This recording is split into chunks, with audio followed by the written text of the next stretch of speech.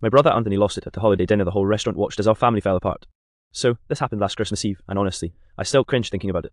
My brother Anthony 41M has always been the larger-than-life type. Loud, opinionated, the guy who insists on telling the waiter how to cook his steak like he's Gordon Ramsay. He means well sometimes, but other times he goes way too far. We'd all agreed to have our family holiday dinner at this nice Italian place down in Gianni's Trattoria. My mom, dad, my brother Anthony, his wife Lisa, and me with my girlfriend Emily. The place had that cozy, twinkly lights vibe. Christmas music playing softly, couples dressed up, families laughing. Basically, the perfect holiday setting. The first crack started when we sat down. Anthony immediately complained about the table. Seriously? You expect 6 people to squeeze in here? I'm not sitting with my elbow in the breadbasket all night. The hostess looked flustered, but my mom tried to smooth it over. Anthony, it's fine, we'll manage. No, it's not fine, Mom. This is supposed to be a special dinner. Eventually, they moved us to a bigger table, but I could already feel the tension. Emily squeezed my hand under the table like, brace yourself. Then came the drinks. Anthony ordered a bottle of wine for the table without even asking anyone. Dad doesn't drink. Lisa only wanted a spritzer, and I was fine with water, but Anthony waved it off. It's Christmas, don't be boring. When the food came, that's when it really started unraveling. Anthony's steak was slightly more medium than medium rare, and he lost it. He snapped his fingers at the waiter, yeah, like in a movie villain kind of way. Excuse me, this is not what I ordered. Look at this. Does that look medium rare to you? The poor waiter apologized and offered to fix it, but Anthony wouldn't let it go. He raised his voice so half the restaurant turned to stare. Unbelievable. On Christmas Eve, you can't even get a simple order right. Lisa whispered, Anthony, please stop, but he brushed her off. My dad's face turned red, and I knew he was 2 seconds away from snapping himself. I tried to change the subject. So, Mom, how was the Christmas market? But it was like trying to stop a train wreck with duct tape. The real disaster hit when dessert menus came.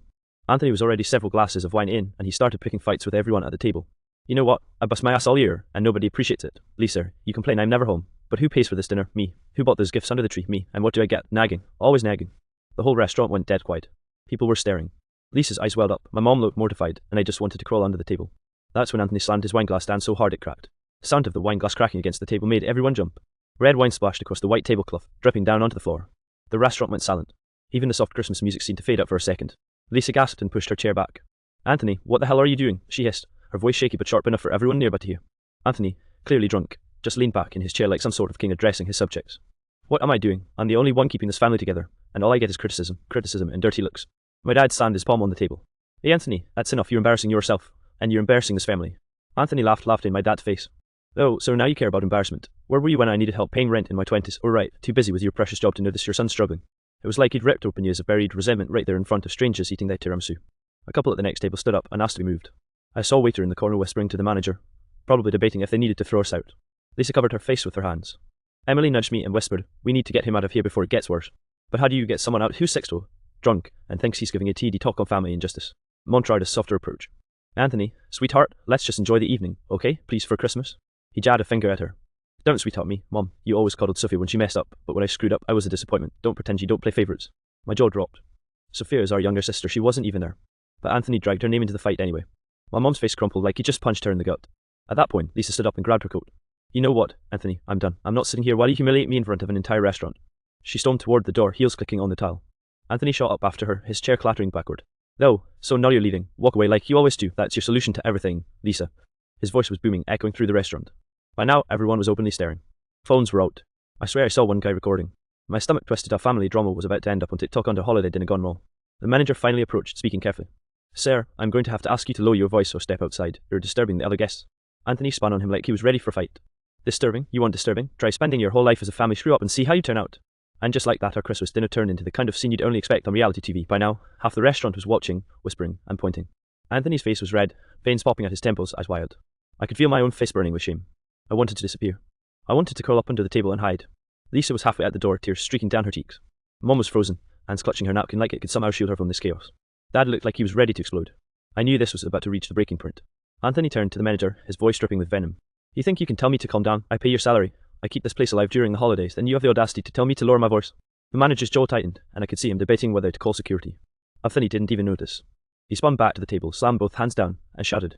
And you, Mom, Dad, you've been judging me my whole life. You think you raised a saint. But look at me, I'm screaming because nobody listens. At that moment, Emily grabbed my arm. Costy, do something, this is insane. I nodded, knowing I had to act fast. I stepped in front of Anthony, trying to keep my voice calm but firm. Anthony, stop, just stop. You're making a scene, and you're humiliating yourself. Mom, Lisa, all of us, please. He swung around, almost hitting me with his elbow. And what? You think I care what you think? You've always taken their side. You don't get it.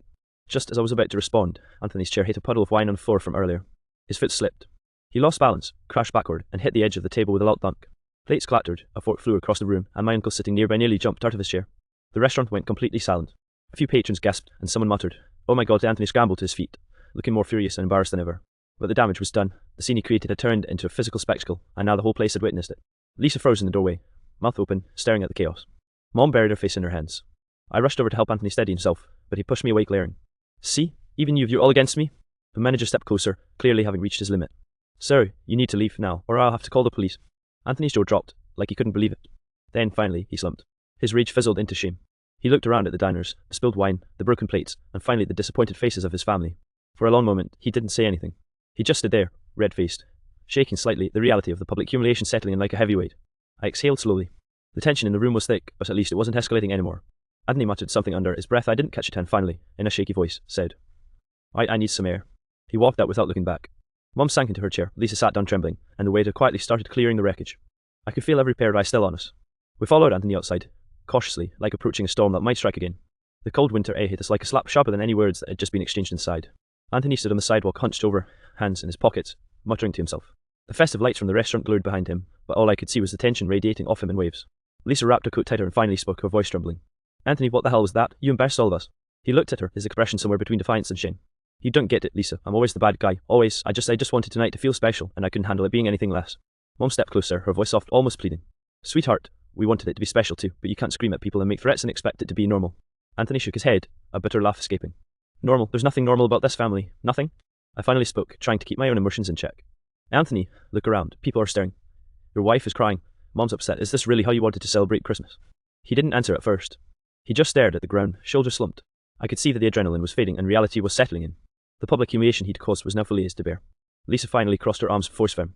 Anthony, I can't do this anymore. I won't do this anymore. If you can't control yourself, we can't have holidays together, not like this. His face went pale, and for a moment I thought he might finally break down.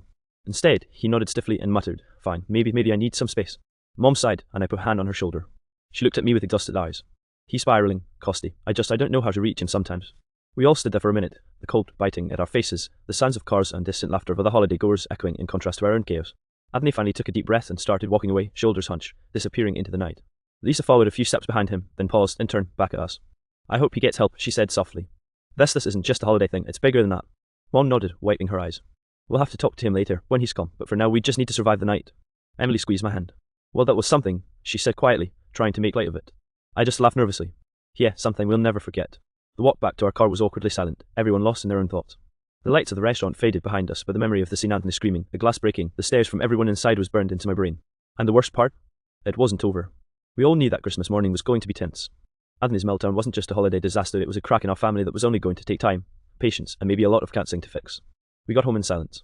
The car ride was filled with the hum of the heater and the occasional shuffle of Emily adjusting her scarf. Mom stayed quiet, her hands folded tightly in her lap. Lisa didn't say a word either, still shaken from the ordeal. I couldn't stop replaying Anthony's meltdown in my head, the screams, the flying plates, the horrified looks of strangers. Once inside, Mom insisted we all sit in the living room with some hot cocoa. The Christmas tree lights cast a warm glow, but it did nothing to soften the tension. Finally, she spoke. Anthony needs help, she said softly, almost to herself. This isn't just losing his temper, something deeper is going on. I nodded, still processing. He humiliated himself in front of everyone, and not just us, every single person at the restaurant witnessed it. He needs to see someone, a therapist, maybe. Lisa shook her head, her voice shaky. I can't believe he dragged Sophia's name into it, even though she wasn't even there. That was cruel. Mom sighed heavily. I know, honey, but he's struggling. We need to handle this carefully. He needs to feel supported, but he also needs boundaries. Emily piped up. Costy, I don't think anyone can argue you didn't make a scene. I mean, the entire restaurant, people were staring. It's kind of terrifying. I laughed nervously, rubbing my temples. Yet, terrifying is one way to put it, mortifying is another. I keep thinking about the videos someone might have taken. Social media is not going to be kind. Mom nodded, looking at all of us. The first step is helping him realize what he's done without shaming him further. We need to approach him tomorrow calmly and with compassion. He's not a bad person, just overwhelmed. Lisa shivered. I don't know if I can just move on from tonight. I'm still so embarrassed. People at work are going to ask about the photos they always do after holidays. Mom reached over and held her hand. We'll handle that together, but the most important thing is Anthony. We love him, and he needs to know we're here for him, but only if he's willing to try. I could see the truth in her eyes. Anthony had spiraled, yes, but he was also in pain, and that pain came out in the worst possible way. The thought made me ache for him, even though I was still angry. We spent the rest of the night quietly, sipping cocoa and trying to reclaim a sense of normalcy. The lights twinkled, soft holiday music played faintly from the speakers, and outside, the snow began to fold gently, blanketing the world in white. For a moment, it almost felt peaceful. Almost. But we all knew that tomorrow and the days after would be about facing the aftermath, confronting what happened, and trying to mend the cracks Anthony's meltdown had left in our family. And deep down, I knew that no matter what, this holiday disaster had changed our family forever. The next morning, Anthony didn't come down for breakfast. Mom peeked into his room, saw him sitting on the edge of the bed, staring at the floor. Tension in the house was thick. Lisa avoided eye contact entirely, while Emily and I tried to act normal, though it was impossible. Finally, Mom cleared her throat. Anthony, we need to talk. He looked up slowly, eyes bloodshot from last night. I know, I'm sorry. His voice was low, almost a whisper.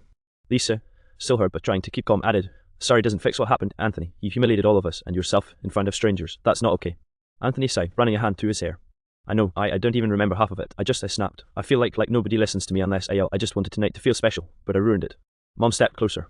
We know, honey, we know you're hurting, but you need to learn how to handle it without lashing out. We love you, Anthony, but boundaries are important. We're not against you, we just need you to understand the impact of your actions. Anthony swallowed hard, nodding. I think I need help, professional help. I can't keep doing this. Every holiday, every family gathering, it's like I explode. Lisa's expression softened slightly, though the hurt was still there.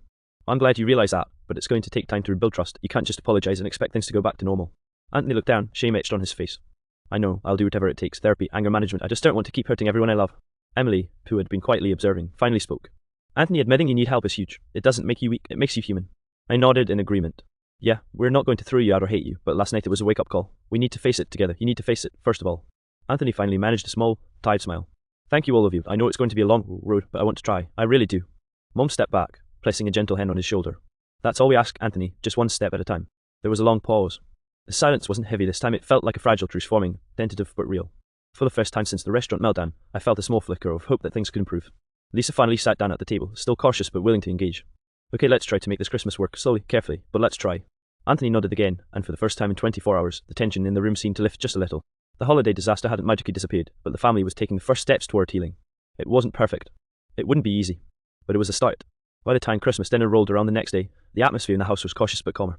Anthony had agreed to limit his wine intake, and we had set up some ground rules. No yelling, no dragging in past grievances, and everyone would speak respectfully. It wasn't perfect, but it was a start. Anthony was quiet at first, almost subdued. He helped Mom in the kitchen, setting the table carefully, making sure everything was just right. Lisa watched him warily, but he didn't make a single sarcastic comment. Even Dad seemed to relax, though he still gave Anthony occasional don't screw this up looks. We sat down, the table adorned with roasted turkey, mashed potatoes, cranberry sauce, and all the trimmings. The twinkle of the tree lights reflected off the polished silverware, and for a moment, it almost felt like a normal holiday. Anthony cleared his throat. I just want to say thank you for not giving up on me after yesterday. I know I embarrassed everyone. I know I hate you all. I'm really sorry. Lisa hesitated, then finally said, Thank you for saying that. I'm still hurt, Anthony, but I appreciate that you're trying. Mom reached out and touched his hand gently. That's all we can ask, sweetheart. We'll work on this together. Anthony nodded, a small smile breaking through. I've already reached out to a therapist, and I want to change. I don't want to be the person who ruins holidays anymore. We all exchanged glances. It was a fragile moment of hope, but it felt real. Emily smiled at me, whispering, Looks like you might actually do it this time. I nodded, cautiously optimistic. Dinner continued slowly, but without incident. Anthony even joked a little, lightly, in a way that didn't attack anyone. The tension that had gripped the house for 24 hours began to ease. It wasn't laughter and singing Christmas carols yet, but it was progress. After dinner, as we were clearing the table, Anthony pulled me aside. Costy, I know I made a fool of myself. Thank you for stepping in last night, even when you were probably embarrassed too. I patted his shoulder. Hey, we all have our moments, but you're taking responsibility now, that's what matters. Don't let one disaster define you. He nodded, and for the first time, I felt like my big brother was really going to try. Not just for the holidays, but for the family and for himself. Later, as the night went down, we sat around the tree, sipping cocoa, and sharing stories, not arguments. It wasn't perfect. Some tension lingered. But there was laughter, small smiles, and even a few jokes about Anthony's infamous meltdown that didn't sting quite as much. Christmas wasn't saved by magic.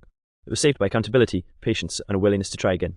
Anthony's holiday disaster had left scars, sure, but it also reminded all of us how fragile and valuable family bonds are and how much effort it takes to rebuild them when they break. That night, as I went to bed, I felt a sense of cautious relief. Anthony's meltdown would be a story we'd remember forever, but it didn't have to define us. We could heal. We would heal.